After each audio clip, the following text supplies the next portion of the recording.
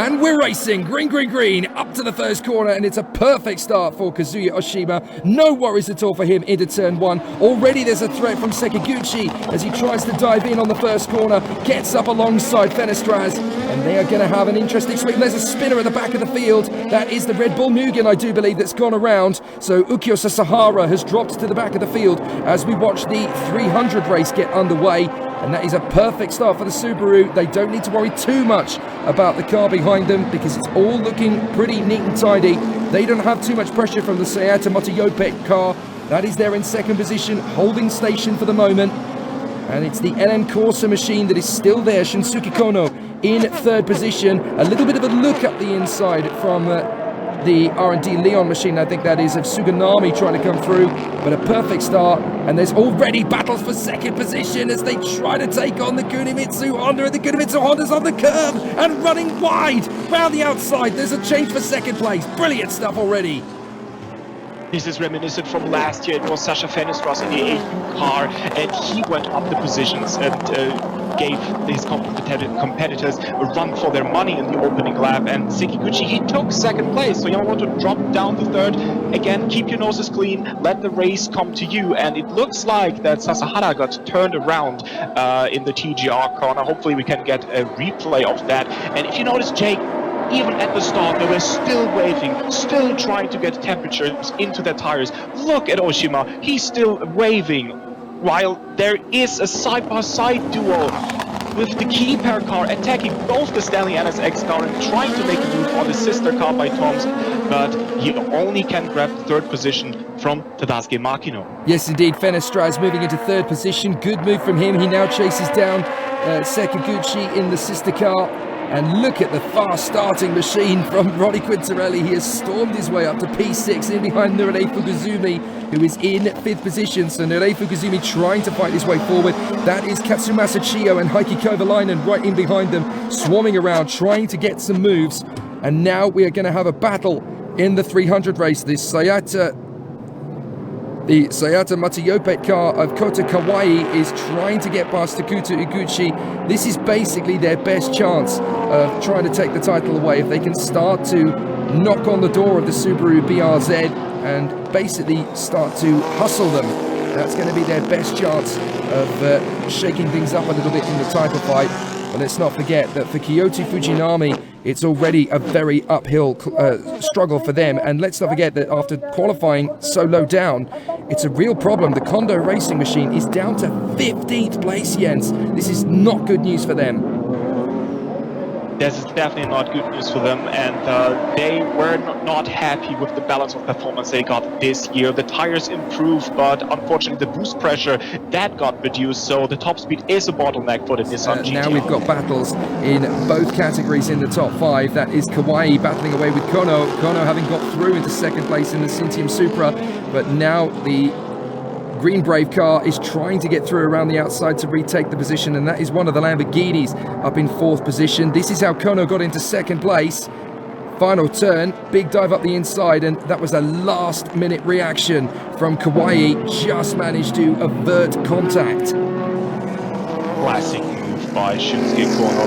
He won his very first Super GT race at this track in May during the Golden Week Classic. Oh, contact! Oh my goodness! Big pile-up! The car is involved. The Calisonic car is involved. 2 championship contenders. The Modulo NSX GT is standing, and the Wet Sports car is standing. This might actually be a safety car if they cannot get moving. Well, that is catastrophic. Terrible. Yeah, catastrophic for the Estemo car, Bertrand Baguette. It's tough to know how that started because it just looked like a chain reaction. Let's have a look at it. Final turn. And that is a move up the inside. Well, it's already 3 wide at that point. All 3 drivers trying the move. Baguette on the inside of the Calisonic Impul. And there's just nowhere for anybody to go by that stage. 3 wide might have been too much for the final corner. Look, the bodywork damage on the Kawasaki car. This might actually be game over. Baguette, oh, look, Baguette's gone into turn 1, and look at it. That's game over. They're out. Well, in the current conditions. Oh, a big slide and 2 cars exit stage left. That is one of the Lamborghinis going wide. And that's the BMW going with them. BMW's out on the spot by the look of it. Safety car is out, full course yellow. Full safety car even, so they're not even going full course yellow, they're calling the full safety car. You rejoin us as the battle is well and truly joined here, and we have been able to restart. Apologies for the break in your transmission. We are getting things back the way it should be once again. It's been a fascinating battle in the early stages of racing, and now we are able to return, I do believe, to the scheduled programming once again. And into the pits. Who was that? That might have been the Kondo Nissan coming in. Oh no, sorry, it's the number 12. That's the Calsonic car for the drive-through penalty. So I'm guessing that is for... Is that the incident at turn 1 that they've been giving an incident for? Yes, look at that. Yes, they turned out the Red Bull NSX GT, so that's the drive-through penalty. The race. Yep. Yep, by the Up Garage NSX pole setters last time round at Motegi. Yeah, a bit too eager going there to the inside. The attack by Makino in the final corner. He is on the outside of Oshima, and look at this. Flashing lights on the outside, top speed advantage. Oh, they're going to go either side of the Audi. That is brave stuff, and now they're going to have to get on the brakes in the hope that they're not going to tangle with anyone else.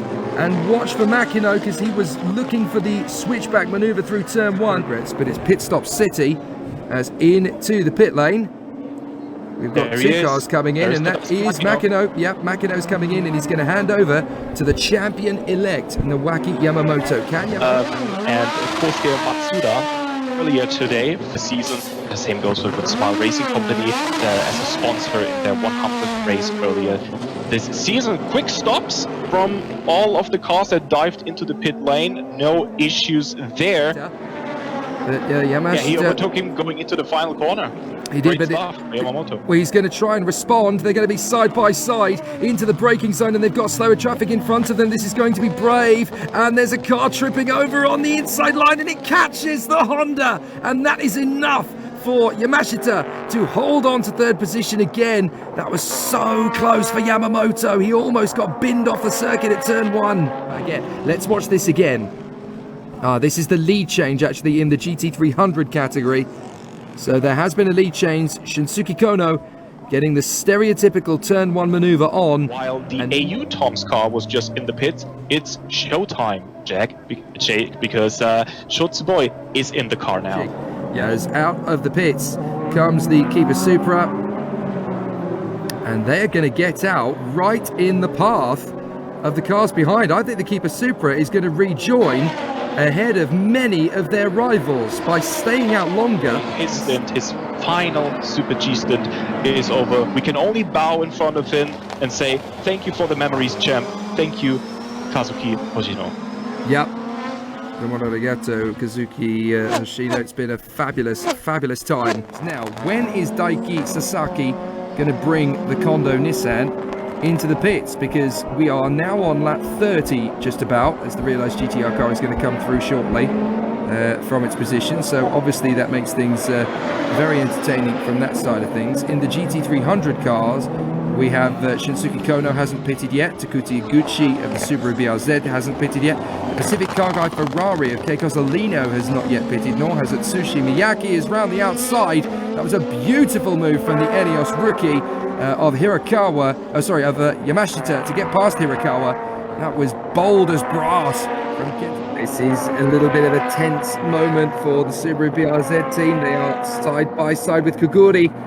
Can they go round the outside? No, you don't want to gamble this stage into the race. It's still a long way to go here in the Super GT finale, but look at the speed that Yamauchi is able to carry round the outside. Might just be able to pop the car's nose on the inside line of Koguri. Again, Koguri hesitates, and there's the opportunity as the GT500 car passes them on the switch. Now, the Subaru BRZ is hungry enough, should be able to get up alongside Koguri, but no, Koguri does not let him have an inch of space. Now he's got to try and follow the Z Toyota through the S's.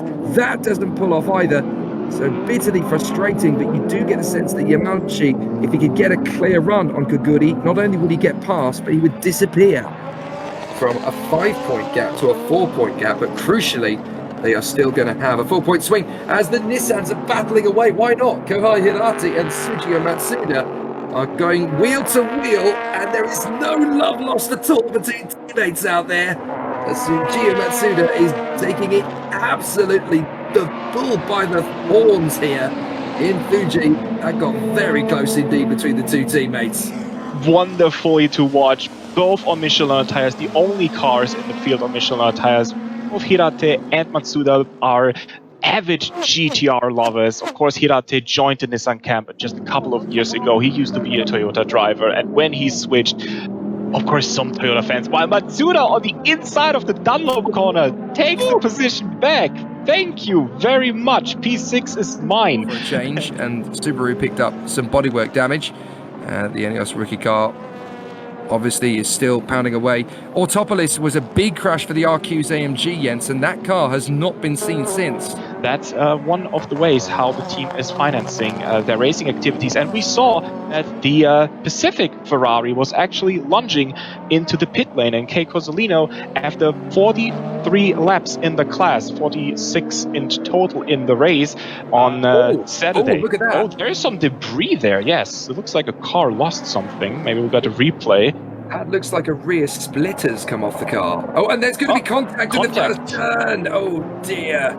Tripping over each other at a very awkward part of the circuit there. That's Taniguchi and Kaguri. And Kaguri is not giving best to the AMG car at all. Squeezing, and it's the AMG that has to give best right in front of the potential championship-winning Subaru BRZ car. Hideki Yamauchi will like that because he will have a chance to get the position from the Hatsune Miku car right now.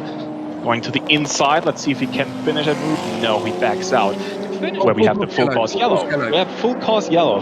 So it's running to the debris. And that's just parted company. Goodness me. Was that a bonnet, in fact? Yes. Cars, anyway, that will come into the pits to investigate it. The Calsonic car, because while we go back to Green Flag Racing, the Calsonic car actually had some tape on it to fix the bonnet that received some damage in the crash earlier in the race. Very good indeed. His driver's now trying to battle away, and that's Koguri finally getting his man on the inside line here. It's taken him long enough, but Koguri does manage to get through, and watch out, you've got some GT500s hot in your tail, currently staring at the gearboxes of the drivers that are still bantering away and still battling away, saying this is the best it can be, this is the best it can be. I say run side by side again, and this is going to be very tight as they come to the braking zone once more. Is there going to be a Mercedes on the inside line? The Subaru BRZ trying to break through. You've got to be careful. You've got a car right in behind you. You're going to have to go the long way round, and that's never going to work. So he bails out of the overtake. He had no alternative, but now it's going to get pretty tricky from further back as well, because it's... Yeah, and he's the 2019 Japanese Formula 4 champion as well. He comes from Honda's junior program as Kenta Yamashita is going to the inside. That's for second place. This is for the second position. Indeed. So a very intense battle. Oh! Terribly wrong. That's got terribly wrong. It's the Stanley car. That is the Stanley car that has been tagged there by the ARTA NSX GT3 car. Yamamoto has been hit. Now the big question is, has he got a car that can run to the flag? No way. Yes, and it wasn't even Naoki Yamamoto's fault. Oh, that's so unlucky. He will dive into the pits now. He's way too slow. Well, now, what is this going to do for the championship? Because this is going to drop him quite a long way back. What are we going to see? Well, this is the championship essentially changing hands as into the pits comes Naoki Yamamoto. He is currently down in 9th place, only looking at 2 championship points. So now, who is going to be champion? That wouldn't be enough. If they win, they would have 64 points. Yuhi Sekiguchi and Sho Tsuboi, and the RTA car as Yamamoto gets pushed back into the garage. Oh my goodness. That's looking bad. That's looking bad. I'm in disbelief. That's just a terrible end to a great Super GT season, to a rough Super Formula season. I wonder what's going through his head right now. Wacky Yamamoto cannot believe it. The Super GT Series Championship has slipped through his fingers. He tried to make a move. He's doing his race while the green wave car That is spun the green wave around. car that's gone around. That is absolute drama continuing here. It is this Sayata Motoyote car that has gone around. Damage. That's got big damage, big damage. That's had contact in the left rear quarter. So let's see what happened. It was a tire burst. It's a tire explosion. You're absolutely right. The tire's gone. Oh my goodness, that is the leader gone in GT300. And the Alam Corsa, the Cintium GR Supra GT, is leading the race with Hiroki Yoshimoto as the GTRs are fighting again for position. And they're looking to sweep Fuji.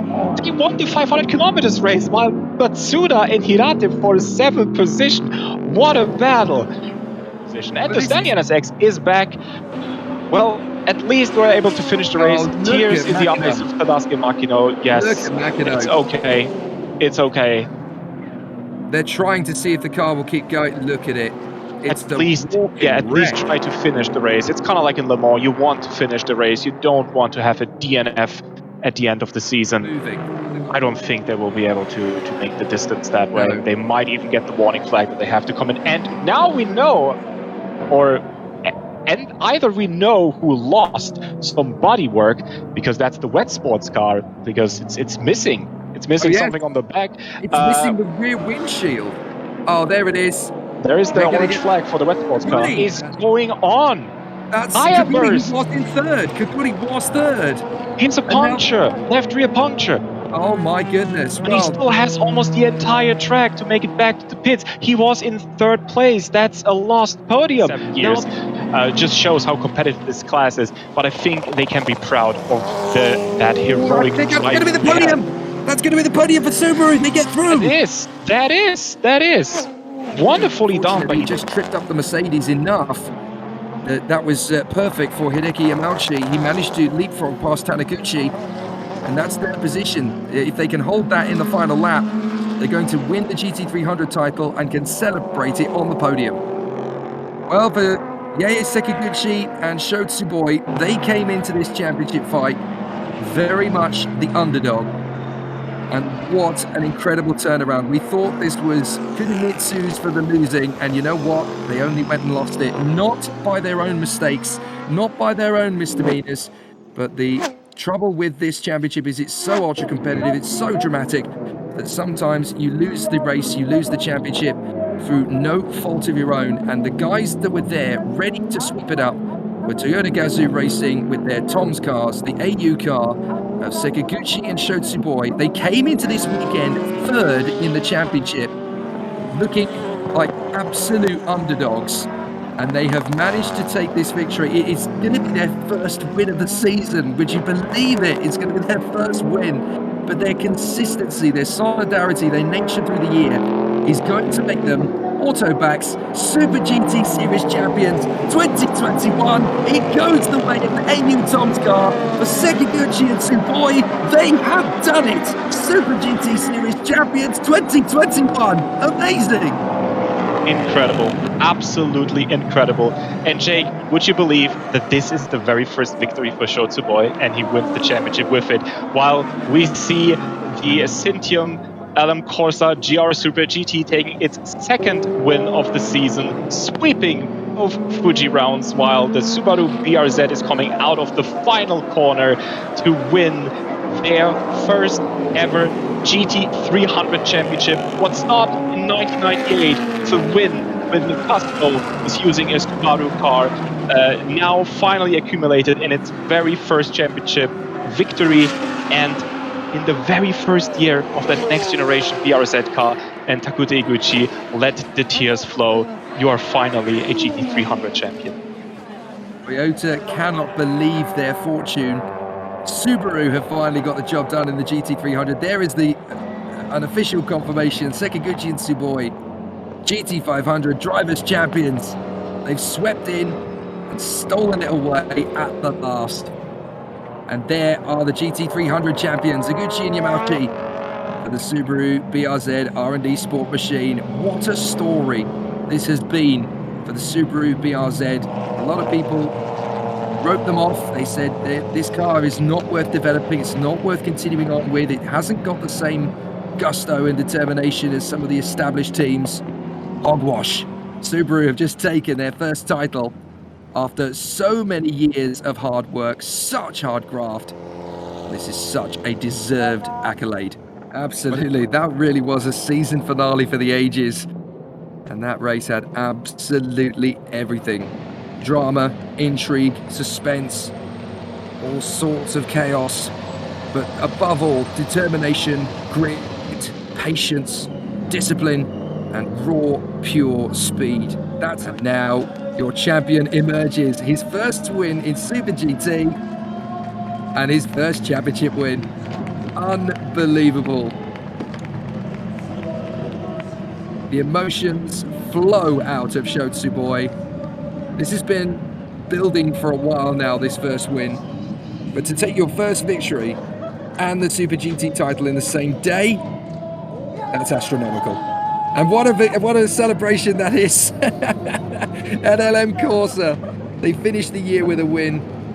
Oh, how about that? Shotsuboi is congratulated by Naoki Yamamoto.